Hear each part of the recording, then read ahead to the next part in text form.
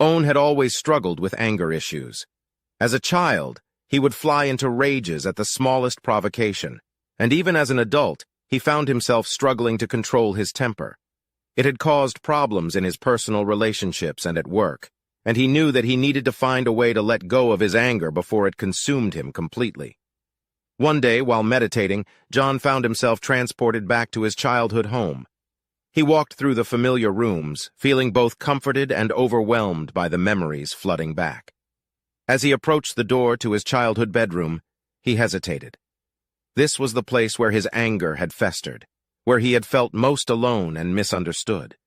But as he pushed the door open, he saw his younger self sitting on the bed, staring out the window with tears in his eyes. John felt a pang of sympathy for the child he had once been. He walked over and sat down next to his younger self. "Hey there," he said softly. "It's me, your older self." Young John turned to look at him, and for a moment he seemed confused.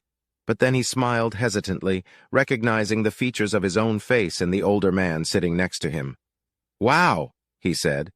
"You look so different." John chuckled. "Yeah, I guess I do. Listen, I know things are tough for you right now, but I want you to know that it's going to get better. You're going to grow up to be a good person, someone who makes a difference in the world." Young John looked skeptical. "Really?"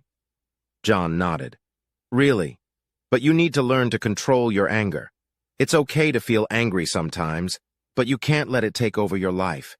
You have to find a way to let it go." Young John looked down at his hands, fidgeting with the edge of the bedspread.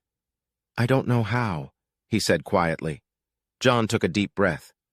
"I know it's hard, but you can do it. You just have to practice. Maybe try taking some deep breaths or counting to 10 when you feel yourself getting angry. And if you need help, don't be afraid to ask for it. There are people out there who care about you and want to see you succeed." For a while, the two versions of John sat in silence, lost in thought.